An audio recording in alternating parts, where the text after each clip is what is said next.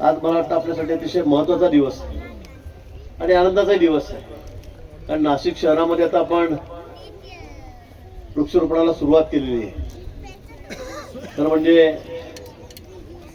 गेल्या काही दिवसापासून वर्तमानपत्र असतील, दूरदर्शन असतील, सगळ्या चॅनलवर, नुसतं राज्यातल्याच नाही तर देशामधल्या टीव्ही चॅनलवर एक चर्चेचा विषय या ठिकाणी आपल्या वृक्षांचा झालेला होता. महाराजांनी त्या बाबतीमध्ये वाच्यता या ठिकाणी केलेली आहे आणि आज तर आपण तिथे मोबाईल ॲपचं या ठिकाणी उद्घाटन केलेलं आहे. याच्या माध्यमातून सुद्धा आपल्याला आता कुठे झाडं लावायची आहेत, काय आपल्याला सांगता येईल. तिथे आमची महापालिका आहेत, आमचे कमिशनर आहेत, आमचे सगळे अधिकारी आहेत, ते आपलं झाडे देतील, लावूनही देतील. पण एक निश्चित सांगतो, आपण संकल्प केलेला आहे. मधल्या काळामध्ये सांगितलं की 1700 झाडं काढणार आहे, तेवढे आपण काढणारच नव्हतो. गेल्या वेळी 12 वर्षापूर्वी जेव्हा कुंभमेळा झाला त्यावेळेला जेवढ्या निवासाच्या व्यवस्था आमच्या साधू महंतांच्या तपोवनामध्ये होत्या तेवढ्याच व्यवस्था आम्ही या वेळेला करणार आहोत. मी सांगितलं एक सुद्धा रावटी आम्ही त्या घरी जास्त लावणार नाही. पण गेल्या अनेक वर्षापासून, शेकडो वर्षापर्यंत आमची परंपरा आहे. साधू संतांचा निवास आहे तपोवन, तेवढी व्यवस्था आम्हाला करावीच लागेल. पण या मधल्या 12 वर्षाच्या काळामध्ये, 10 वर्षाच्या काळामध्ये पावसामुळे कोणी काही जाऊन त्यांनी वृक्षारोपण केलं असेल, त्यामुळे मध्येच या ठिकाणी रावट्या होत्या त्या ठिकाणी काही झाडं झुडपं उगवलेली आहेत. आणि म्हणून आम्ही म्हटलं की आम्हाला तेवढी काढावी लागतील, अन्यथा आम्हाला त्या ठिकाणी दुसरा पर्याय नाही. आणि संत त्या ठिकाणीच राहत आहेत, सगळे साधू संत महंत देशभरातून आलेले ते त्या ठिकाणी राहत आहेत. आणि म्हणून त्यांची तेवढी व्यवस्था करणं हे अपरिहार्य आहे. आणि आम्ही त्यातही हे सांगितलं की आम्ही ही इथली झाडं जी या ठिकाणी काढू ती आम्ही लगेच त्याचं दुसऱ्या ठिकाणी स्थलांतर करू, आम्ही रिप्लांटेशन आम्ही त्या ठिकाणी करू. तशी व्यवस्थापन गेल्या वेळी आम्ही जवळपास 1000 झाडं काढली होती, त्यातली 700 झाडं जगलेली आहेत. म्हणजे 70% 65% त्याचा सक्सेस त्या ठिकाणी आहे. म्हणून हे पण आपण सांगितलं होतं. पण वृक्षप्रेमी आहेत, मला काही त्याच्याबद्दल बोलायचं नाही. त्यानंतर काही आमच्या राजकीय संघटना त्या सुद्धा मी कामाला लागल्यात, आंदोलन केले, माझे अनेक कार्टून बनले, कुऱ्हाड घेऊन असं उभा आहे मी लंगोटी बांधून. झाड तोड्याची गोष्ट आपल्याला माहित असेल बाकी जुनी शाळेतली, तसं मला दाखवण्यात आलं, करवात घेऊन दाखवण्यात आलं. आणि हे बघा, हे सगळे झाडं तोडायला लागलेत, पर्यावरणाचा ऱ्हास करतायत, निसर्गाचा ऱ्हास करतायत, वृक्ष तोडतायत. पण मी आपल्याला या ठिकाणी सांग, आपण या ठिकाणी मी बोर्ड बघितलं, एक पेड माँ के नाम, मोदींचा फोटो आहे. त्यांनी घोषणा केलेली आपल्या आईच्या नावाने एक झाड सगळे जण लावा, सगळे जण. आणि अशा पद्धतीने आपण एक झाड इतक्या लोकांनी जर लावलं, आज 13-14 कोटी लोकसंख्या आपल्या या महाराष्ट्राची आहे, 140 लोकसंख्या ही देशाची आहे. मला वाटतं आम्ही जरा संकल्प पूर्ण केला तर मला असं वाटतं की दुसरं काही करण्याची गरजच नाही. आणि म्हणून इतकं वृक्षावर प्रेम, निसर्गावर प्रेम आमच्या पंतप्रधानांचं या ठिकाणी आहे, आमच्या मुख्यमंत्र्यांचं या ठिकाणी आहे. आणि मग ते कशी परवानगी दिला मला एवढं झाड तोडायला. आणि म्हणून काही ते गैरसमज झालेत, त्यातून काही वृक्षप्रेमी समोर आलेत, मला तिच्यावर काही बोलायचं नाही. पण बोलण्याच्या ओघामध्ये काही जास्त बोललं गेलं. कुंभमेळ्याची गरज काय, हा कुठला प्रश्न आहे. तिथे साधू संत प्यायला येतात, मला वाटतं हे म्हणणं अतिशय चुकीचं आहे. याला आम्ही मान्य करणार नाही. शेवटी आमची अस्मिता आहे. कुंभमेळा देशामध्ये 3 ठिकाणी आणि त्यातलं सर्वात महत्त्वाचं स्थान हे या ठिकाणी त्र्यंबकेश्वरचं आहे, नाशिकचंही आहे, प्रयागराजचंही आहे, उज्जैनचं आहे. आणि म्हणून तुम्ही अशा पद्धतीने काही टिका टिप्पणी करू नका. मी त्यांना आधीच विनंती केली, तुम्ही झाडांची जात आहेत तर समजा 500 झाडं खराब होतील, जातील 500 झाडं. पण 500 झाडाच्या बदल्यामध्ये मी 15,000 झाडं लावतोय. अजून काय पाहिजे.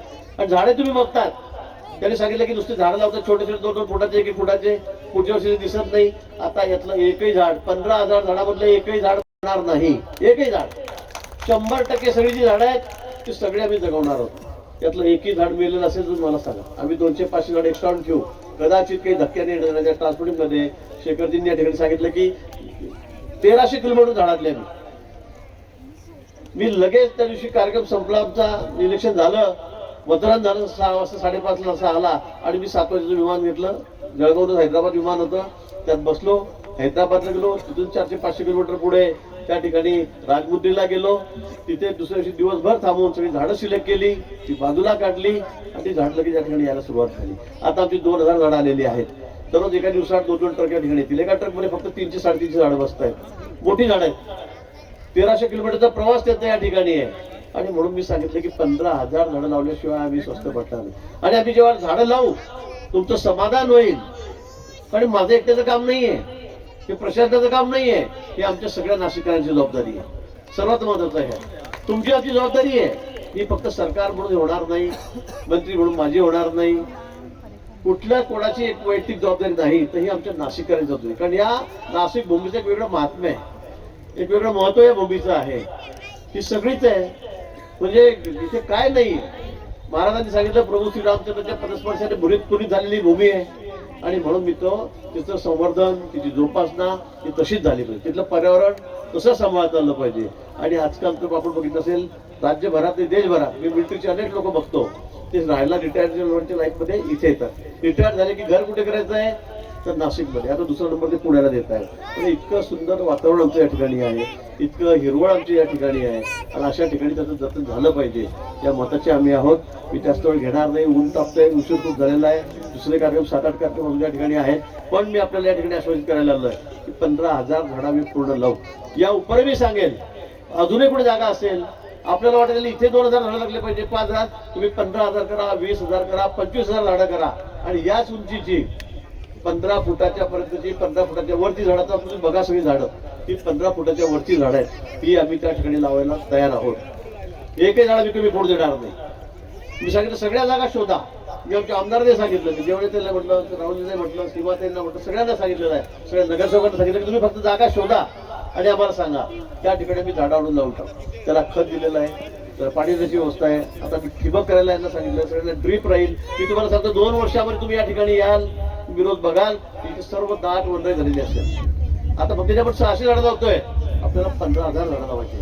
तुमच्याकडे जागा असेल तर 20,000. पण मी CSR मध्ये पण घेतलेली आहे, ते शासकीय खर्चातून आपण केलं नाही. मी काही उद्योगपतींना विनंती केली, त्यांना म्हटलं डायरेक्ट चेक तुम्ही त्या ठिकाणचा द्या मला, आम्ही तेवढी झाडं या ठिकाणी आणतो. आणि पूर्ण पारदर्शकता याच्यामध्ये आहे.